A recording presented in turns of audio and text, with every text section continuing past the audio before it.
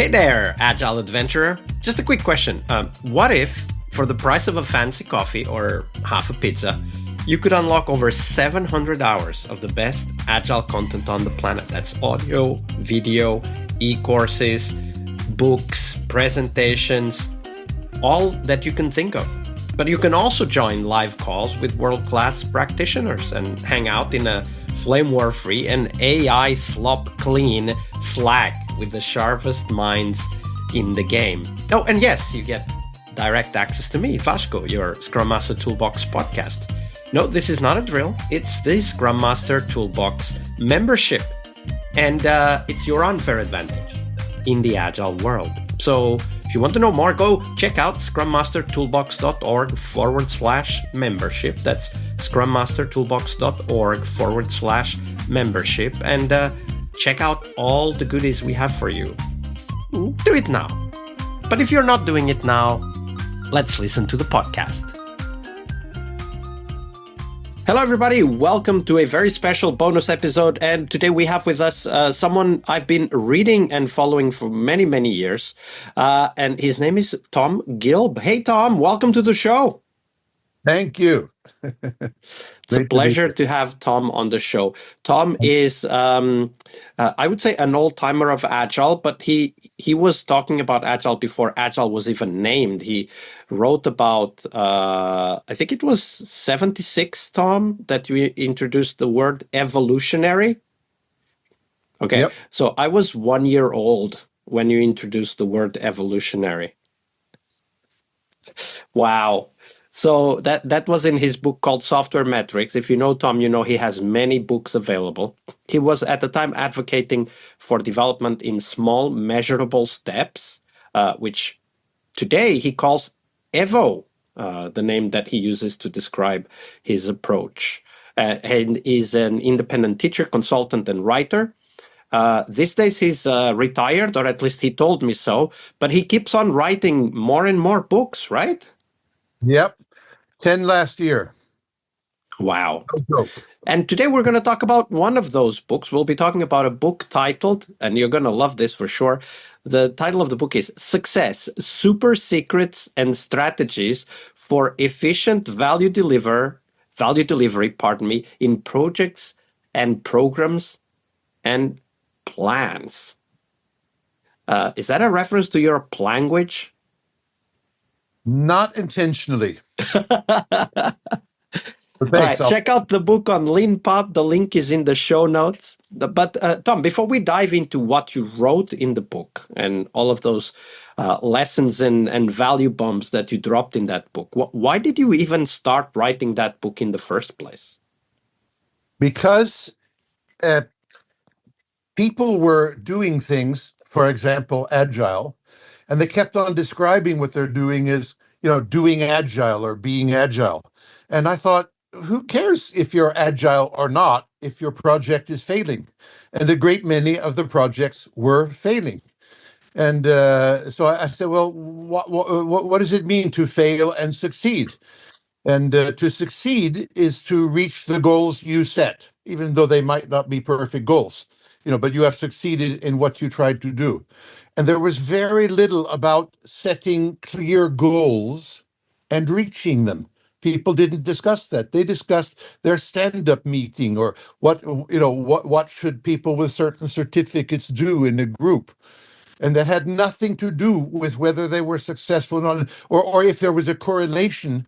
People didn't talk about the correlation between the Agile practices and actual success in meeting improvements for an organization at lower cost. And in very simple terms, that's my definition of success: some improvements you want at costs you can afford. That sounds like a tagline for a podcast, teaching people how to to organize successful software delivery. Right. That's what we're going to do part of now, and we can do more as needed.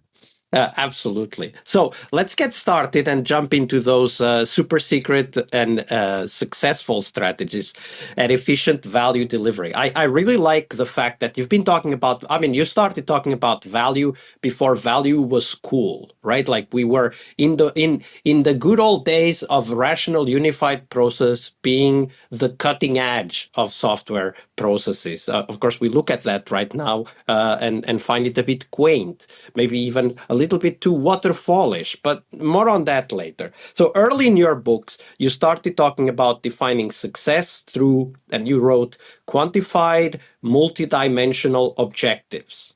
Yeah. What were you trying to expose with that reference? I mean, isn't already everybody doing that with, for example, OKRs? Well, OKRs came much later, and OKRs do represent a quantification of success. No problem. I have written a paper called What's Wrong with OKR? In other words, I think it's better than not defining these at all, right? But I think it has, let's say, 10 weaknesses that need to be explored and dealt with. It could be better. But that's another matter. Remember my 1976 book, Software Metrics? That had very many practical examples of how to quantify values like security, usability, availability, all the ilities, all the qualities. From that moment, for me, you had to quantify the critical qualities of a system in order to talk about value at all. Of course, the word value, as everybody knows, the first thing you think of is monetary value, financial value, profit. And so some people, when they talk about value, they mean profit. They don't mean any, let's call it IT value, like security, usability, or something like that. One thing I've always tried to do is to say, well, value can be profit and sales and market share, but it for many stakeholders, like the user, it's not the profit, it's the usability, it's the security, right? So yeah. So number one, to even begin to talk about being successful or having good methods of any kind, you have to have a definition of what it means to succeed. And that definition has to be multi-dimensional. There's no one dimension like profit, right? And there's no one dimension like reliability of the software either. There are always multiple dimensions simultaneously, at least 10 critical ones, not one or two or three, right? And if you don't clarify exactly what they are, they will never happen. You can't Except just say, by accident, of course. yeah, well, they won't even happen by accident, not in your lifetime. Yeah, yeah. So you've got to, and people just haven't learned to quantify much more than profit and sales. One And would argue H that they plus, might not H even plus. quantify that. Yes, right. That's right. That could be tricky too. But in particular, IT people who know that they have a lot of qualities like usability, security, they haven't learned to quantify those things. They wave their arms and say, "Yeah, we definitely need higher security because we got hacked last week." But it's all nice sounding words. But when you've done with your 5-year project for 5 billion quid, you cannot prove that you achieved anything because you didn't say what you wanted to achieve. So you could say what we achieved is what we intended. Therefore, we are successful. It's like uh, um, uh, painting the target after you've shot the arrow, making the And bullseye. actually, that's a very good point because one of the things that I always rally up against and very often get pushback and so on is this idea that you can develop software based on a list of tasks. And of course, you can, literally, you can do that, but that has no bearing to what the software should deliver for the business, the users, or any of the other stakeholders, because the tasks that we do in software are not necessarily related to the outcomes, the impacts, the value that we want to achieve. That's right. Now, there's a word hiding implicitly in what you said, and I want to bring it out. It's another one of these elephants in the room that people constantly avoid learning about and doing. It's called design. You don't get high security of a system without designing it, and in larger systems without architecting it, higher level of design, right? And design means finding the technologies that give you that high level of security, right? So you have to know how high a level of security you want, and there's tremendous variation in what people need, okay? Tremendously different types of security. So you might say there are at least 10 interesting dimensions of security. And then depending on whether you are, flight control or invoicing, you will probably need different levels, degrees of security. So this requires, now there's another word hiding there. I mentioned design and architecture. And we need to learn, people do not learn in things like Scrum, for example, to design or to architect at all. In fact, the design magically emerges. Ridiculous. If something bad emerges, that's for sure. And if you call that design, that's it. But people don't get demanding state-of-the-art qualities by accident. You have to fight hard and have knowledgeable designers and architects to get there. Now, there's something hiding behind the idea of design. And if I say the word engineering, see, and for example, many years ago, maybe 78, I published Data Engineering. And always been into systems and software engineering. And I mean real engineering, not programming. I'm a software engineer. That actually means I'm good at coding. Nothing to do with engineering. Okay, we've been flying a false flag for far too long there. But real engineering is now not necessary for trivial systems. You can hack and code together, a good craft person, soft crafter, I called them in my 1988 book, Principles of Software Engineering Management, right? Now, the real engineers know what engineering is. IT people and managers don't. They seem to have no concept whatsoever. And that's actually something I want to explore a little bit more. You've just said it and you raised that in the success book as well. The observed lack of engineering discipline in engineering, or at least in name, engineering organizations.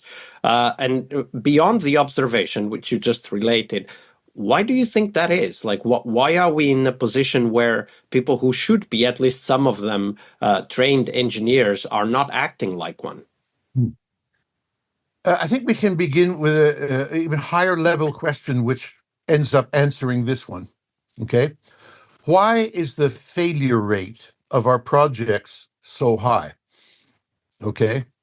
Now, depending on what domain you look at and what surveys you look at, the failure rate, let's define failure, runs way over budget, runs way over time, deadline, or does not deliver the benefits promised.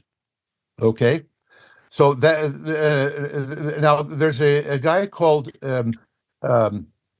Bent Flyveberg who wrote a book called How Big Things Get Done. Highly recommended. He has a database in Oxford, where he's professor, of 16,000 projects. Not all of them are IT, but there are buildings and everything else. But he has an interesting statistic. Something like half of all of his projects fail to deliver on time and or fail to deliver within budget significantly. And 99.5% fail at least one of the three criteria. budget, deadline, benefits. Now, when I talk about success, I'm talking mainly about the benefits, delivering the benefits promised for the project. You didn't get your budget for nothing. You got it because you promised benefits at some level. Now he says 99.5% failed at least one of those three criteria, and some of them, many of them, all. Now that means we have a 0.5% project success on all three criteria: on time, within budget, and delivered benefits. Okay. Now we have similar things like strategic planning. I've been studying that a lot recently, and they say that strategic plans at top management level, there's between 90 and 98% failure rate. Okay. Now, as you know, there are many published studies of IT projects, and it's similarly bad. This is way above 50%. In And fact, I just published an article recently where I recounted 5 different government-led IT projects where the failure rates, they are not all government, but there were 3 government, 2 private. The failure rates, the over budget amounts in those projects were ungodly. And in one case, in Kmart's case, Kmart declared bankruptcy with a loss of about 200 million at the same time as executing an IT project of 1.4 billion with a B.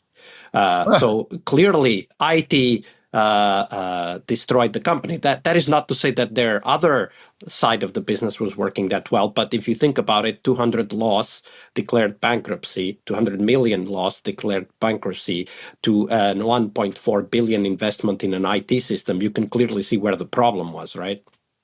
so now, by the way, this problem has been there all the time. For the history of IT. In the beginning, nobody cared much. Just get the damn thing working, and well, sorry, went over budget, but we can afford it.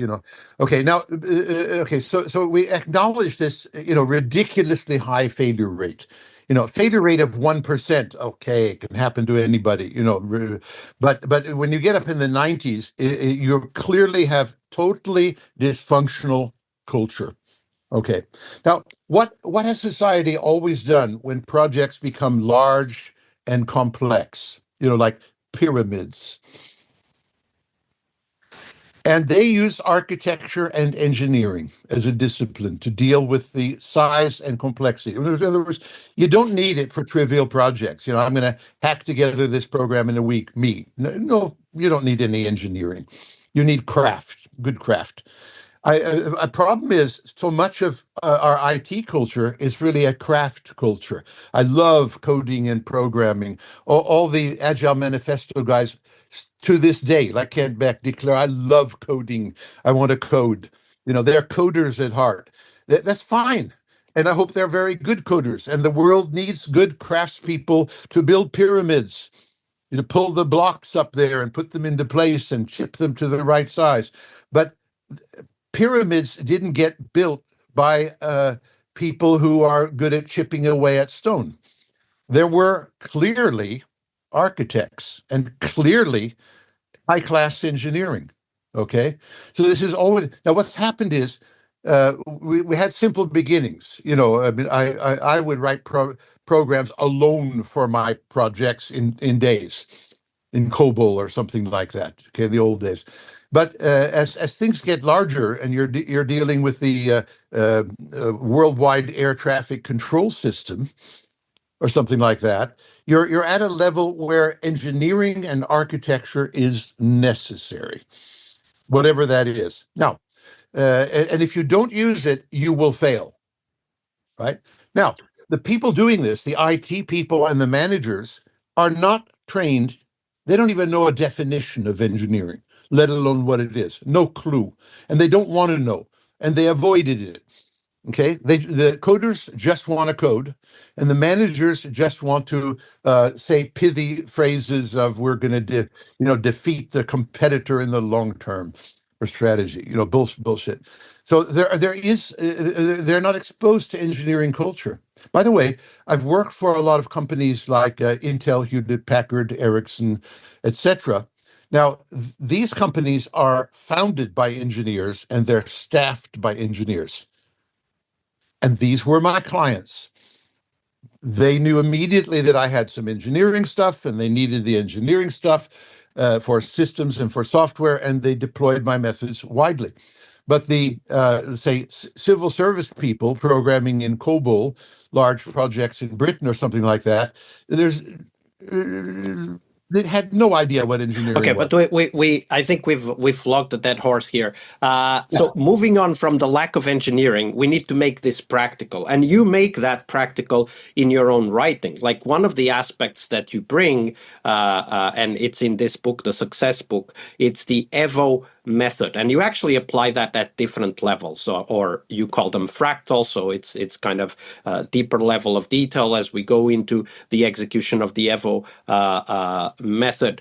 So let's talk about the critical aspect, the starting point of that EVO method, because the EVO method is, as you describe it, an engineering method, but it starts with something very concrete that is relevant for the Success Book, which is the idea of a stakeholder. Right. And for most organizations today, and probably most of our listeners, stakeholder is probably restricted to their boss or maybe a fuzzy customer out there. Right. But your perspective on what stakeholder is quite different. Can you share with us, within the context of the EVO method, how do you define the word stakeholder and why is that important for your engineering approach to delivering IT systems? Got it. Okay. Now, first, stakeholders hold a stake. That means they have a requirement, whether we like it or not, whether we know it or not. Okay. Now, stakeholders are also not only people and groups of people, they're also non-biological things like European law, GDPR, and contracts, and policies, and plans. They have requirements for us. And these are quite important, as people like Google and Apple, who just got sued for hundreds of millions of euros by the European Union, they obviously did not foresee that they had to respect the stakeholder called the European Union. Okay? So, and this is not a discipline people learn. They are extremely, you missed one word there, one trait. I know you know it very well. User this and user that.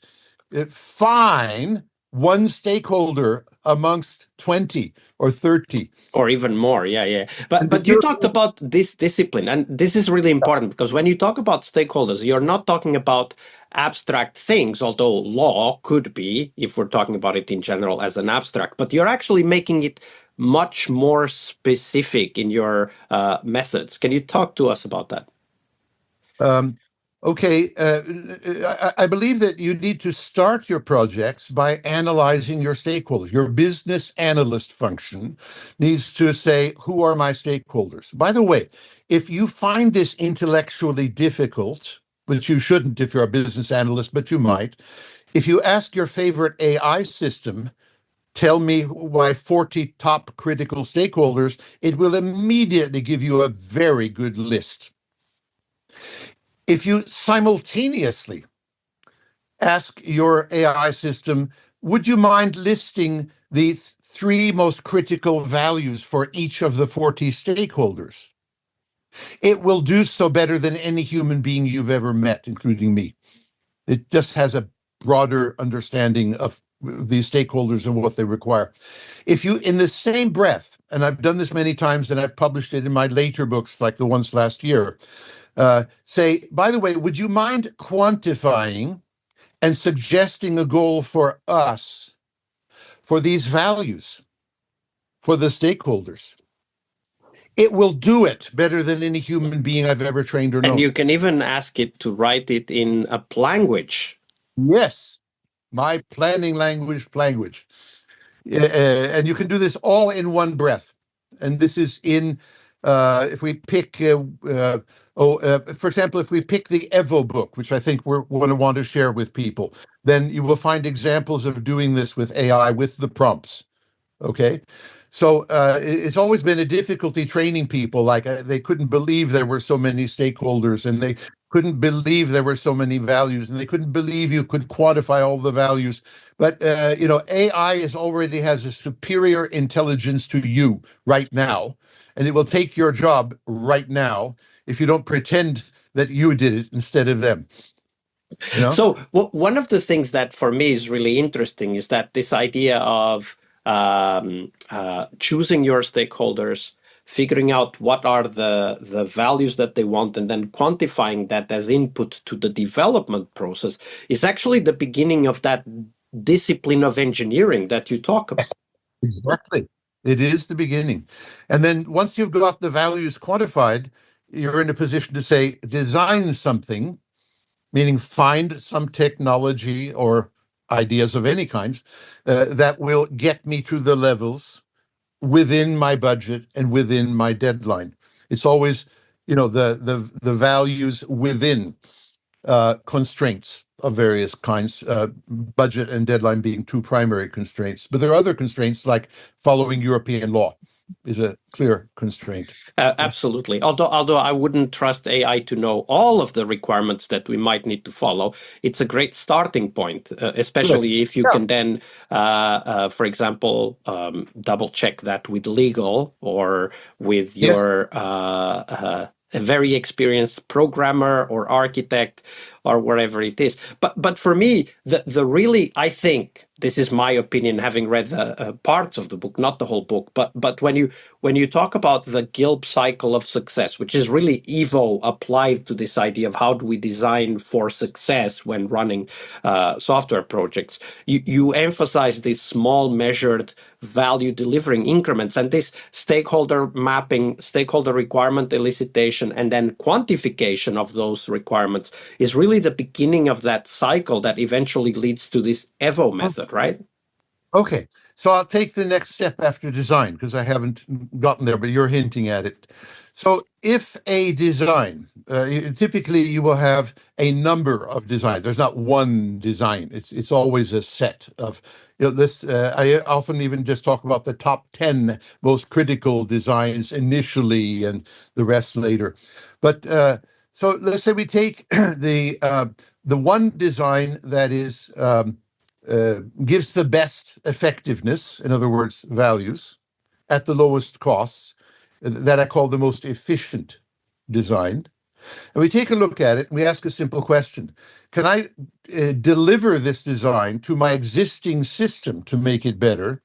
No matter how bad the old existing system is, I believe very strongly you have to attack the existing system to get things going quickly, not wait 5 years until the new system is built. That's ridiculous. Okay. Now, but if you take a look at it, you ask a simple question: can I do this next week?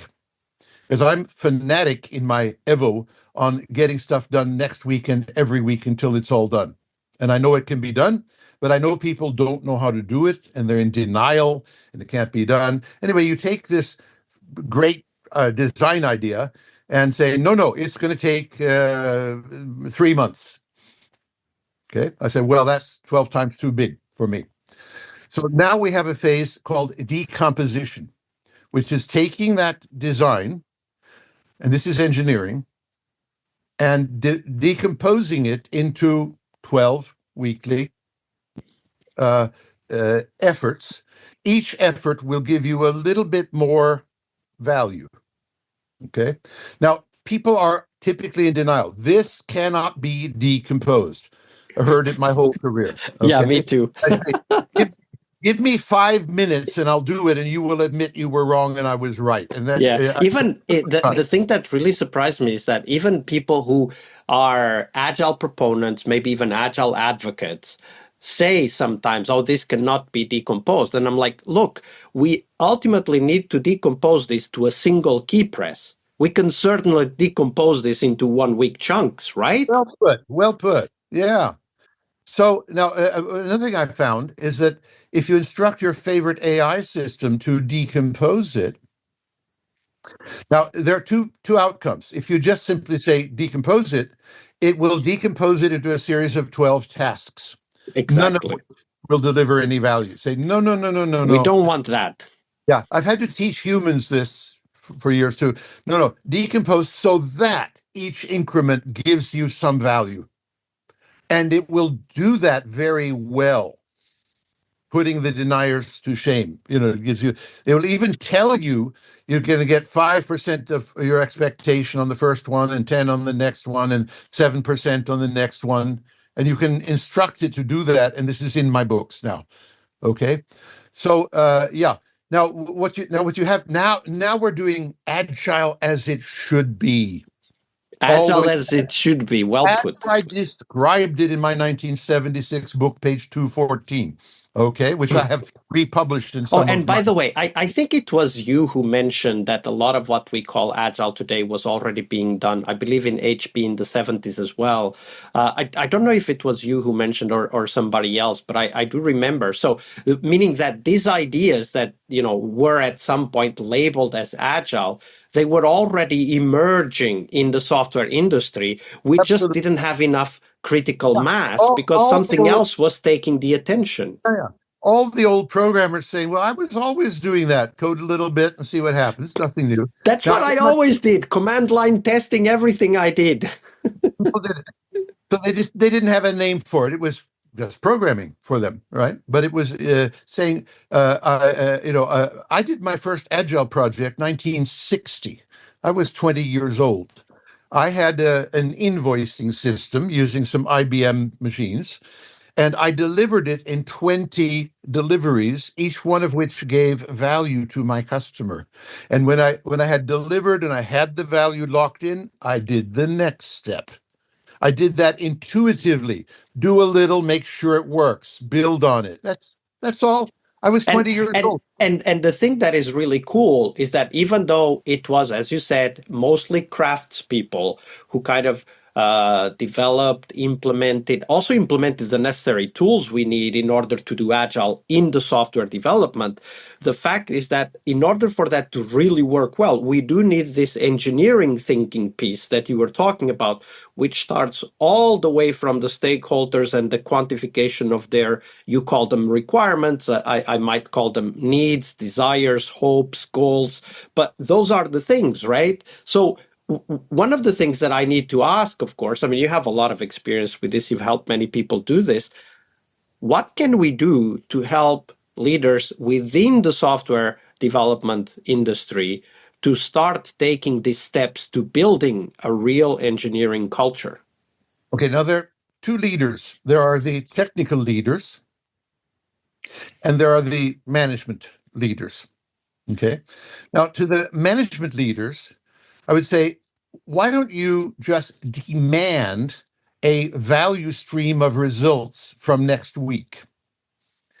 And they say, it can't be done. It's too difficult. We don't know how to do it. It said, well, I believe Tom Gilb that you can do it. And it's in his damn books. So you read the books. And if you can't do that, I'll get my AI system to do it for me. And you don't need to come to work. That's what I'd say to and these guys would love to have results early rather than failures late and lose their job. Okay, but they have to be. They haven't even understood it is possible to demand it, and their technical people have pushed back out of ignorance. They don't know how to do it. Okay, now to the technical people, I would say, well, learn the engineering process, learn what stakeholders are, learn what design is. That's your CTO technical responsibility. Learn engineering. And if you can't figure it out, just when you're home in the evening, ask the AI system how to do it, and it will tell you. It's very good at it. There's no lack of knowledge here. You don't need me to be there. Okay. By the way, I want to complete the cycle and make a summary before we get to the point where I don't have time to do it. Okay, so after the decomposition, let's say you've decomposed into 12 weekly steps, right? There's another engineering process. I call it prioritization. Which one of the 12 am I going to do? They should ideally be independent, and I can do any one of them. And the simple answer is the one that gives the most benefit for the least cost. Now, to do that, you have to estimate the benefit numerically and estimate the cost numerically. Now you have the data to say which one is the most efficient. Let's do that first. That's engineering. Now, what does that mean? It means that in the first 20% of your project, you will deliver 80% of the value.